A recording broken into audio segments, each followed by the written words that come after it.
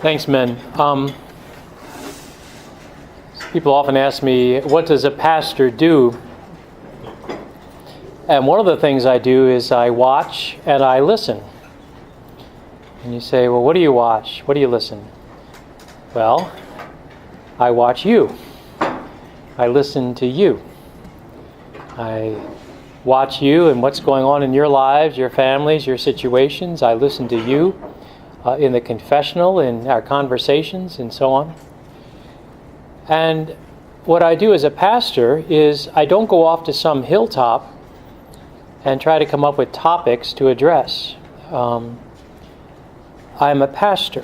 In fact, I'll tell you one of my prejudices. I don't trust traveling speakers, guest speakers, priests, and so forth, because they're often off in the world of whatever, their own world, and they get very out of touch with the real world. So never trust a priest who does nothing but travels from place to place. He doesn't know what the hell he's talking about. Did I say that? But a pastor watches, he listens, he watches closely and carefully. And what I bring as a pastor to you is the fruit of that. And again, you've heard me say this before, back when I was at the seminary. You know, people noticed that I didn't use notes.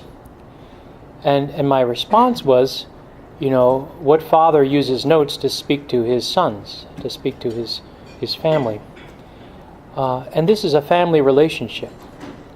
I say this sitting here in August because in the months ahead, I will be speaking to all of you and to the parish as a whole as something of the fruit of what I'm seeing in your lives, the lives of parishioners. You know, you could get the impression from my wicked reputation that I came in and changed everything here right away, overnight, and all that. But I did not, in part because it takes a while. It takes a while just to sort of get the sense of what's going on in any given place. That's been true at the seminary, it's been true here. I was just having an interesting conversation before about what I do, and I hope all of you do, which is whenever you step into a church, you discern. You try to see what the spirit is. When I came to Transfiguration, the primary spirit that I discerned was a spirit of condemnation, which might surprise you because everyone said I was the condemning guy. It was sort of projection 101, I think. But there are a lot of people beaten down here. If you really watched and listened, there was a lot of people spiritually beaten down. And a lot of what I've done in these last 7 years has been to strengthen the weak knees, so to speak, to put some wind back in people's sails. But I say that as a long introduction to tonight because what I want to say tonight is just the first of a series of presentations that I'll be giving in the months ahead. And I just want to focus on one particular topic, but I take it very seriously. A simple way of understanding it is, again, part of it is getting old and seeing things change over time. But I'm noticing that for many Catholic men, they are not getting the tempo of the spiritual life right. They're not getting the pace right. They're not understanding how the spiritual life works with regard to things like duration. How long does it take to change a habit? How long does it take to grow in the life of prayer? And I'm haunted by an article I read years ago. I could dig it up for you. But a priest wrote this article and said, do you realize now in this world in which everything is sped up, everything is fast, whether it's how to cook a meal with a microwave or how to find information on the Google and so forth, in this sped up world, it still takes just as long to be converted as it did in the time of Augustine. It still takes just as long to grow in prayer as it did in the time of St. Bernard of Clairvaux. That there's certain deep things you can't simply speed up, you can't simply do on the cheap. The problem is, as I've said to a number of you, is that because we're used to doing everything else so quickly, we can't believe that anything would take this long. I spoke humorously before here about vocations. You know, I'd be in charge of the seminary, and you'd have these 18-year-olds come in, and after 2.5 days say, Father, it's been wonderful, but we're clear that we're not called to this. Thank you very much, you know. 2.5 days, which was longer than it's ever taken them to do anything. And that was like a long time. And I had to sit them down and say, now let's take a look at this sense of tempo, this sense of pace. Because the world around us is conspiring in some ways against us growing in the spiritual life for a number of reasons related to this. Let me give you a few examples. A lot of men, and I think it's even more than when I was first ordained 20 years ago, a lot of men are far more discouraged in their struggles with sin. I mean, sin is sin and discouragement is discouragement, but I've noticed that I think even compared to 20 years ago, men expect to be able to change their bad habits more quickly, more easily. And it's interesting, talking with other priests, they've said the same, even talking with spiritual directors, counselors. People today expect that they can change very quickly. Do a little of this, buy a book about that, go on a retreat like this, find some guru on the internet, and he'll get me free of alcoholism, he'll get me free of pornography and masturbation, he'll help me turn my marriage around, etc., etc., you know. And they're discouraged, they're frustrated because, you know, they've been going at this now for 3 whole weeks and they haven't changed their life completely and so forth, you know. And it can seem almost laughable from a distance. But I'm telling you, many of us, if not all of us, are really tuned wrong, like an engine is tuned wrong. It's tuned too high, or however you want to say it. And we're expecting to have certain things happen with certain speed. I've mentioned, of course, here before, a very short spiritual attention span that many Catholic men have. They're just restless. They're bored. You know, they're sitting right there with some of the greatest things they could ever read right in front of them. It's like, oh, you know, well, like, you know, it's compared to the pace of everything else around us. You know, whether it's the sort of exciting 24-hour news cycle on Fox News and what's happening today in Charlottesville or what, it's like we are tuned to a pace that is just not going to work for the spiritual life. And you are going to have to address that in your soul. You're going to have to say, what am I going to do with the fact that I'm itchy, I've got short attention span with the life of the Holy Spirit, I'm always looking for something new, something different, something change, etc.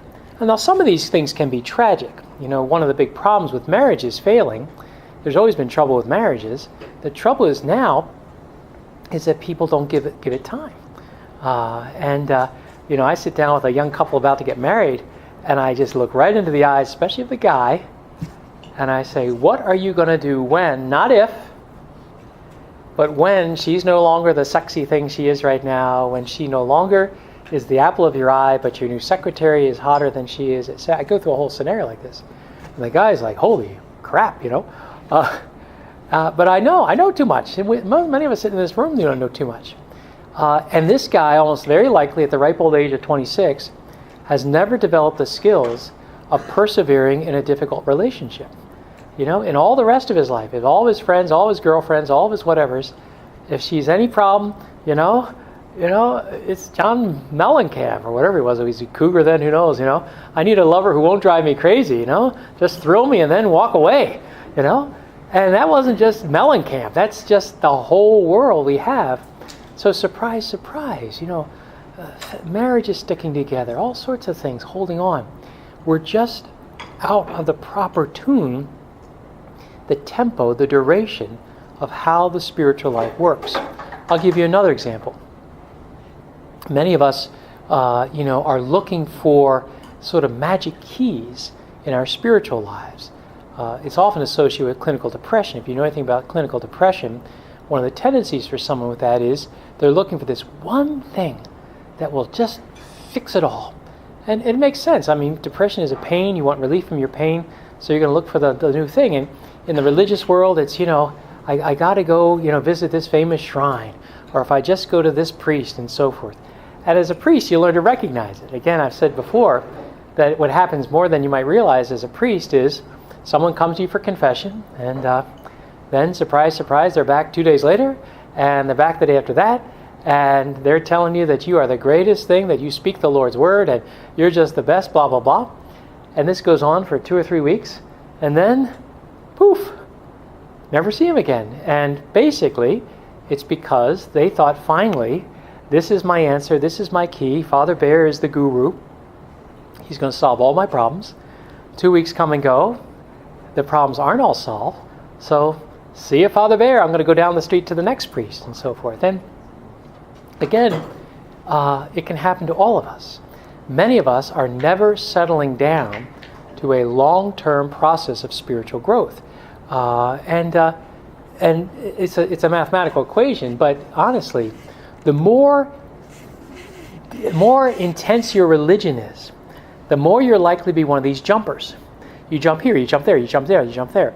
And if you don't do it, your wife, who's even more spiritually intense than you are, she's telling you, we got to jump here, we got to jump there, we got to jump there, and so forth. And I just watch these people, intense as heck. And surprise, surprise, a year later, because I listen, they're talking about the same things they talked about a year before. They're dealing with the same things a year before. It looks like there's lots of action happening because they're really active Catholics. But you look closely and there's no real progress. Now, the particular challenge for men can tend to be that there are other areas in our lives in which, whether it's our work or other things, maybe some sports and all, but if we really looked at our inner stuff, we'd say when it comes to those things, we do whatever it takes. Okay, if I'm going to succeed in this job I have, I got to be honest. It's going to take this, this, and this. Certain amount of time, certain amount of investment, certain amount of real investment, and so forth. And I don't care who you are, you all have at least one thing or another in which you're doing what it takes. The problem for many Catholic men is that is not at all the way we treat our spiritual lives. We're not at all saying, I'm going to do what it takes. At most, we're going to give it the leftovers, whatever we've done everywhere else to do what it takes. And surprise, surprise, your spiritual progress is mediocre. It's limited. You keep falling back into the same things over and over again. We have to ask, and don't look to the world around us.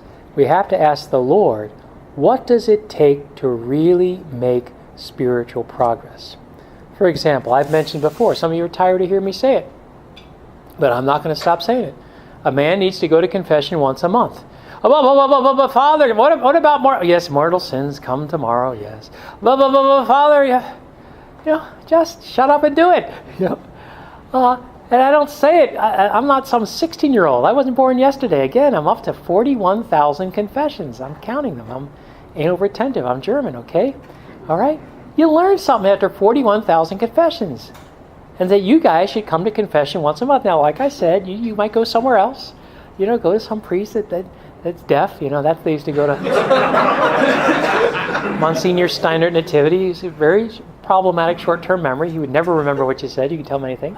Even by the end of the confession, he's probably forgotten and so forth. Pick your priest. That's fine. But how many years are you going to still struggle with the same sins? Are you going to keep on going back to the stuff until you say, all right, I want to spare Father Baer the embarrassment of saying it one more time. I'm just going to do it. Now again, you could argue for this or that. What about 6 weeks? I mean, come on, people, Ignatius Loyola himself said, they said to me, how long do you have to pray each day? And Ignatius said, really, 5 minutes. He said, if you really know how to pray. Now, Ignatius was in the top 10th of 1% to know how to pray, so don't go using his own as excuse. But the point is, we could all say, I need this, I don't need that, and so forth. But many of us are just not doing what it takes to grow spiritually. And I can get up here like one of those grown-ups in a Charlie Brown show, rah, rah, rah, rah, rah, and I think I'm saying all this great stuff, and all you're hearing is quack, quack, quack, quack, and so forth, And I'm getting too old for that. I don't want to waste my breath. Did I tell you? I think I told you once. We were the most well-behaved children. Why? Listen to this, young people here. Our parents convinced us. They convinced us temporarily that each of us had only so much breath and voice. And once you use up your voice, you ran out. And we little German children were saving up our voices, It was a splendid strategy. People see us in stores. How do you keep your children so quiet? Oh, I don't know. Hey, we're making up for lost time ever since, all right? But I don't want to waste my breath. You guys aren't going to do the hell what I tell you to do, okay? Now I'm your pastor. And people today treat the pastor as just another guru among, the 25 people they listen to on talk radio or whatever else. Fine, all right? I'll be able to meet the Lord on Judgment Day that said I delivered the goods, and these people did or did not follow, This is part of the reason there's so much spiritual warfare against priests, just because, strike the sheep and the shepherd and the sheep are scattered. Now you'll also notice that I don't have too many things. I mean, for some of you are like, here he goes again. Okay, this is the once a month confession shtick and so on. Exactly, all right? I don't believe in giving you 2,000 pieces of advice and 2,000 different topics. Back when I was in charge of the seminary, when I asked for volunteers, I expected every single person to stand up. We formed them to do that. If I said I need some help, every seminarian stood up. None of this, I don't know if I feel like volunteering. This stupid church world was like, I don't know if I feel like cleaning up after the meal. Why? Because you're special and so on. It's like, but I did tell them, and I'll say to you now, part of the thing is I didn't ask them to help 25 times an hour. And so they knew if I came around and said, fellas, I need your help, they knew this was something real, something I really was needing, and they all learned to volunteer and so forth. So when I don't give you guys 2,000 pieces of advice, but when I say to you something as basic as that, something as basic as you got to get your butt in the confessional once a month, I expect every one of you, not just either like the real ends of the bell curve, but you normal people to do it. And I don't care where you go. You can go all kinds of places. In fact, because I sort of enjoy when you come back to me and say, Father so-and-so said such and such. Oh, really good. It's always a little tricky whether the seal of confessional extends to what other priests told people. So we observe it just to make sure we don't take any chances. But anyway, just go somewhere, but get your confession in. Again, to take another example, are there books sitting on your shelf that you started to read, you perused, you enjoyed the last 5 pages because you started in the back of the book? Okay, fine. Then, I'm not committed to any book I pick up. It might be junk and so forth. But I've learned that if I decide that this is a good book for me to read, I stick to it, and I never, ever read a book that I'm serious about without, a marker, a pen, or pencil in my hand and so forth. It's the oldest rule in the book. If you ever read the great How to Read a Book, you know that one of the most crucial things in reading a book is to stay active. When I was in architecture school, I was so burnt out and tired. My goodness, if you know any architecture students, all-nighters and everything else. So I had to aggressively approach my studies. I would say to this, this English assignment, please read the following 200 pages for tomorrow. I'd say, no, I've got 30 minutes, all right? That's all I got for this. And I took a deep breath, and I attacked those 200 pages for 30 minutes, But I didn't sit in a comfy chair, relax, think about supper and so forth, It's like, I'm going to attack this aggressively. And some of us need to be much more aggressive in our spiritual lives.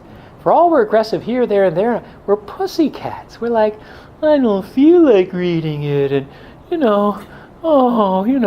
like, cut it out. Cut it out. So for some of us, we have special excuses, I'm getting kind of old. Like when I was young, I was tough. I could really do anything and so forth. Well, do the math on the saints. Most of them went through more awful stuff later in life than ever.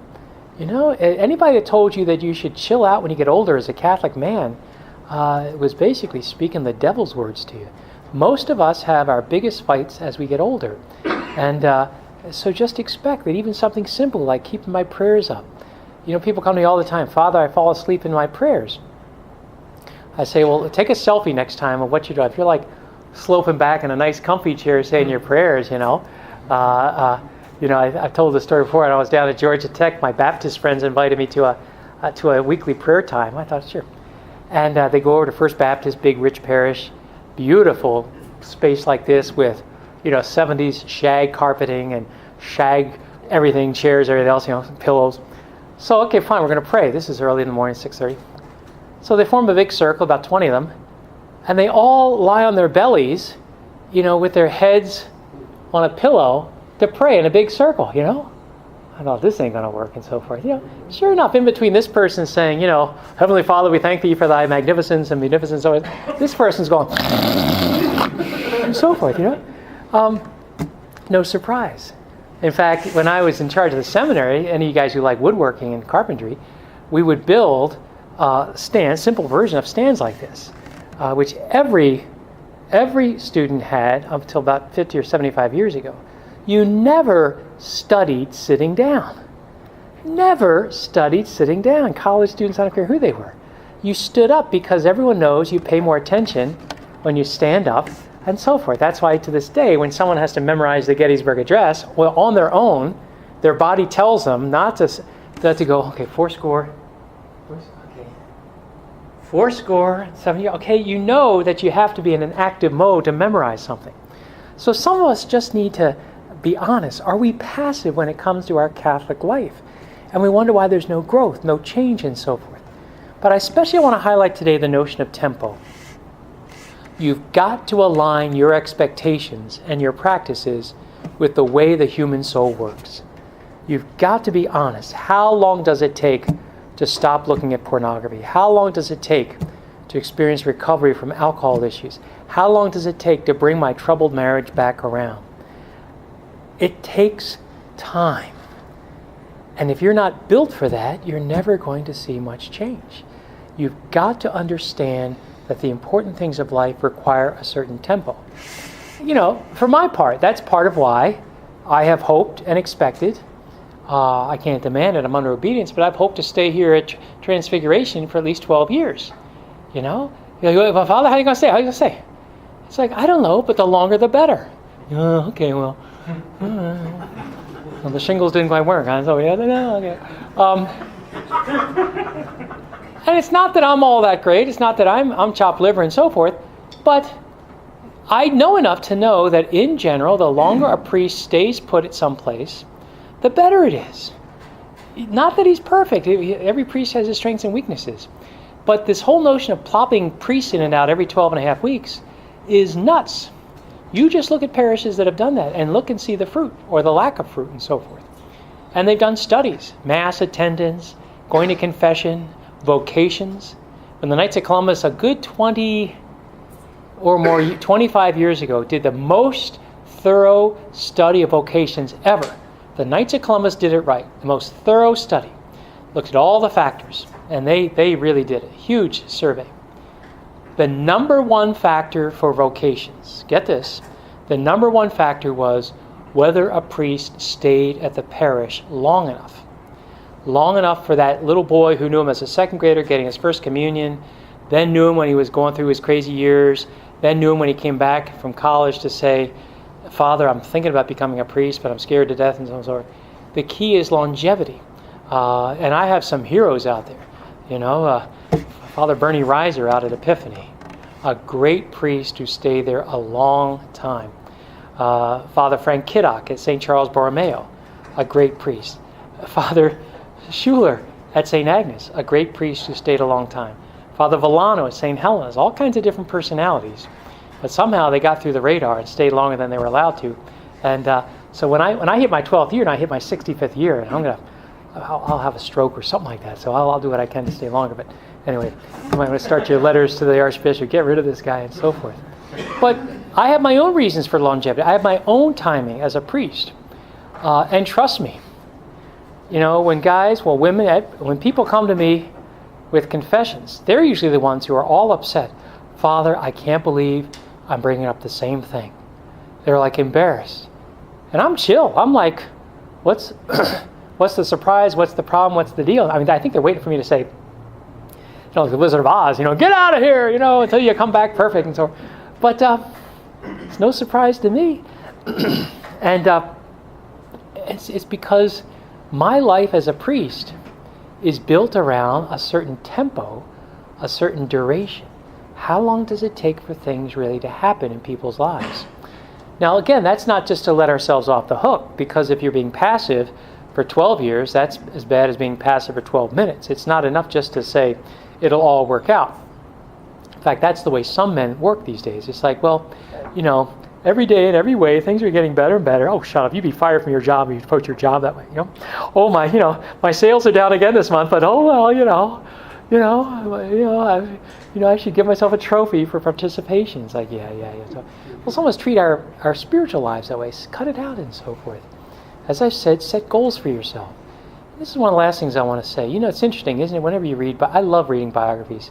Train your sons to read good biographies, good long biographies. Because one of the things you do when you read biographies, over and over again, you pick a hero of yours. It could be George Washington Carver. It could be, are we allowed to say George Washington? I think we are. George Washington, You pick your heroes. And over and over, you find out that part of their world was, as a young person, to identify their life resolutions. They all used to do this. Every man grew up, often keeping them some secret diary that is only revealed at his death, but you find out that these are the 12 resolutions of Lord Nelson, of Douglas MacArthur, and it was considered what you did. Now, Catholics especially were told to do that. Every Catholic went through some variation of the Jesuit spiritual exercise. If you went to Cretan, if you went to St. Thomas Academy, if you went anywhere, you would go through some version of spiritual exercises, which always included writing down your life resolutions. And these were serious. And this set of 5 or 7 or 10, it could be something basic like, I will always make a sacrifice when I'm called for, or I will pray to Mary every night before I go to bed. It might seem simple, but there are people who had these resolutions tucked into their hearts, and they were like a pole star. They were like a guiding star for years and years of what followed. It's fascinating. I should get a copy for you to enjoy reading it. The former head of the Citadel, the great military academy in Virginia, he did a fascinating study of, interestingly enough, 2 generations of leaders. He did it as the generation of great leadership in World War II, Eisenhower and Marshall and, Nimitz and Halsey and all these great military leaders. And secondly, of all the great founding fathers. His question was, what were they like as young people? What kind of formation did they have as children, as young men? That they produced this extraordinary leadership when they grew up. And I'll get a copy for you if you want to see it. One of the things he found was that both the World War II leaders and the America's founding fathers, all had these resolutions that were tucked into their back drawer, but they looked at every morning or every once in a while, and that guided their lives. And that's what Catholic men need to have. You need to have resolution in your life. And that takes time. It's not that you have to rush home tonight and come up with those 7 things, but take it seriously. And if you don't have right now, and if you can't rattle them off, you don't have them if you don't know them. If you don't have resolutions that are guiding your life, maybe wait till Advent, a good season to do this. But don't you at the age of 30 keep trying to live, keep trying to have a wife, keep having children, if you don't have some direction and some clarity in what you're doing.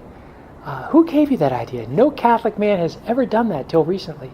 Every Catholic man had the list.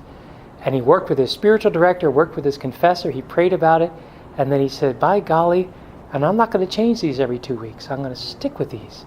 I'm going to die with these. And so once again, just a lot of different ways, I'm trying to make a simple point tonight, which is you need to adjust your tempo to the Lord's. You need to stop with this crazy, lots of flurry and no real progress. Stop in the name of the Lord and do it the Lord's way, including in the Lord's timing.